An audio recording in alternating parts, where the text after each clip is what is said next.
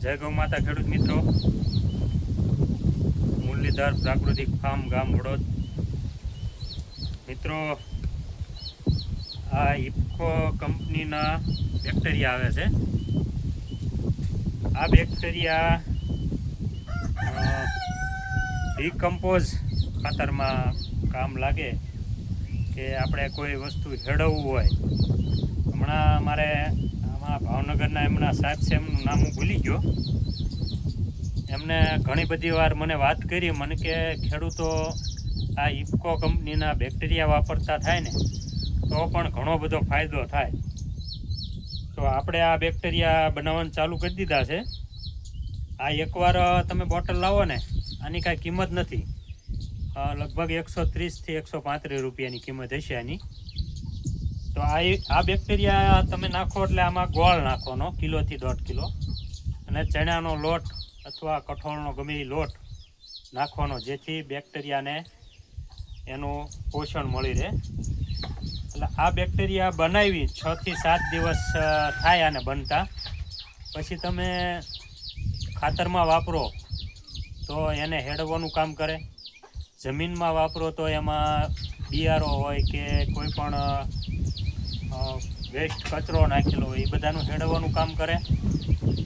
અને ફૂગનાશકમાં પણ સાહેબ તેથી મને વાત કરતા હતા, ફૂગનાશકમાં પણ કામ કરે. તમે આનો છંટકાવ પણ કરી શકો, જમીનમાં આપી શકો, ખાતરમાં નાખી શકો. તો આ બેક્ટેરિયા આપણે રાખવી છીએ. અને આ ગૌકૃપા બેક્ટેરિયા છે આપણે, એ પણ બનાવવી છીએ. એ પણ સેમ કામ કરે છે. એનાથી અળસિયા વધે છે અને હેડવાનું કામ કરે છે, જમીન ઓછી બનાવે છે.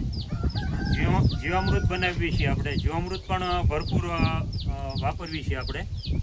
તો જે આ કામની વસ્તુ છે એ ખેડૂતો વાપરતા થાય તો ઘણો બધો ફાયદો થાય. તો બને એટલા ઝડપી ખેડૂતો આવી વસ્તુ વાપરો, અને વરસાદના સમયમાં ટાઢો સમય થાય પછી વાપરો. આ તડકામાં કામ ઓછું આપે. તો મારી વિનંતી છે કે આવું એનપીકેના બેક્ટેરિયા હોય અથવા તમે કેમિકલ ખેતી કરતા હોય તો nano urea, nano DAP, water soluble ખાતર રહ્યા એની ઉપર ભાર મૂકો, જેથી જમીન પણ બગડે નહીં અને ઉત્પાદન ઘટે નહીં. બાકી હમણાં અમે મિટિંગોમાં ગયા, એમાં વાત કરતા હતા કે એક થેલી ઉપર સરકારના 2000 થી 3000 સુધીનો ખર્ચો સબસિડી રૂપે એને સરકારને લાગે છે. એ અત્યારે બહારથી વસ્તુ પૂરી આવતી નથી અને ખર્ચો વધતો જાય છે. કાચું મટીરિયલ જે કાંઈ આવતું હોય એ વિદેશથી અત્યારે આ યુદ્ધના લીધે બધું કેવરાવે છે. તો આપણે જમીન લેવલે આનું સોલ્યુશન ગોતવું પડશે.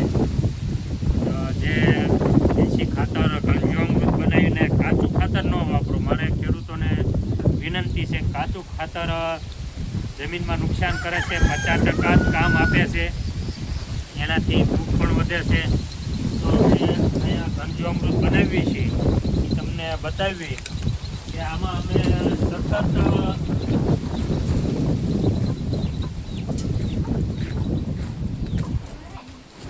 અમે સતત ખાતર બેક્ટેરિયાની બધું નાખ્યા કરવી છીએ.